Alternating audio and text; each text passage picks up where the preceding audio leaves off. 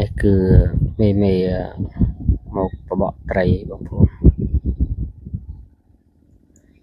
បកត្រីថ្ងៃនេះដូចរៀងស្ងាត់បងប្អូនអត់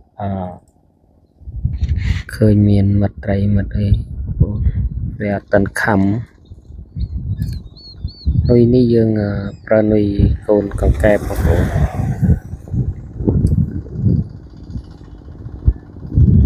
ប្រើនុយកូនកង្កែបយើងត្រីរស់ក៏បានត្រីទុកក៏បានតែត្រីចដោមិនងាយខំទេបងប្អូនត្រីចដោតែនុយថ្លែននុយទួងបាត់ខំ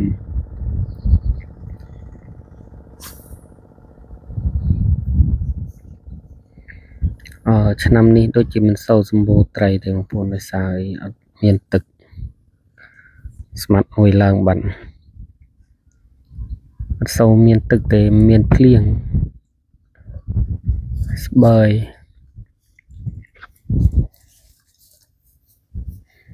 បានខ្លះហើយនេះនេះកូនកែប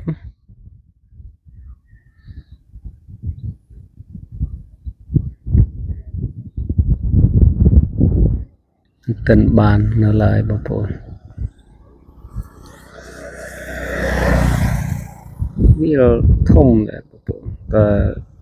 អត់ទាន់មានទឹកភាសាមានទឹកប្រហែលជាត្រីវាផ្អើលឈូឆរអាចនឹងខំនុយខ្លះនេះអត់ទាន់មាន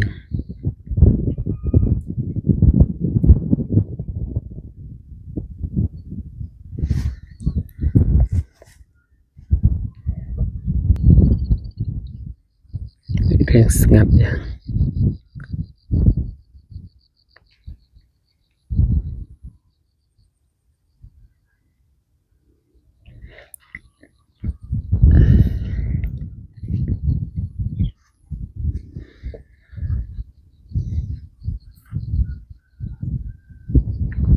ស្បើយអើយគេបងទឹកខាស់កលនេះ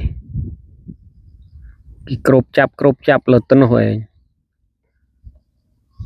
ណានោះបានលើកន្លះក្រុងអូច្រើន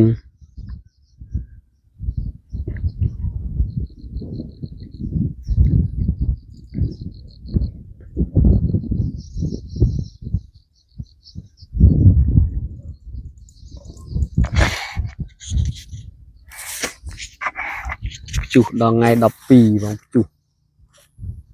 ថ្ងៃនេះថ្ងៃ11នៅមួយថ្ងៃទៀតមេឃឡើងអឹមស្ទុំ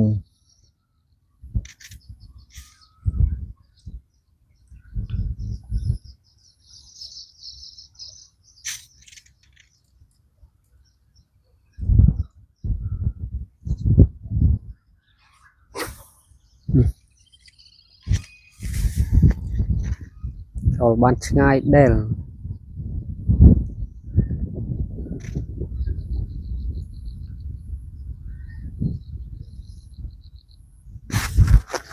ឃើញនេះដើបងនៅផ្លែចិនក៏បាន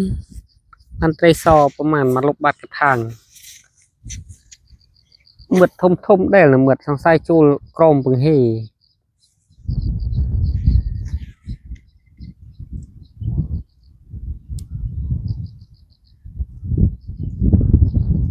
តពលស្ងាត់បាត់កលនេះបបកទូលឡងបញ្ឈោជើងដេញមកពីខាងណាសិតតឡានសិតអុយ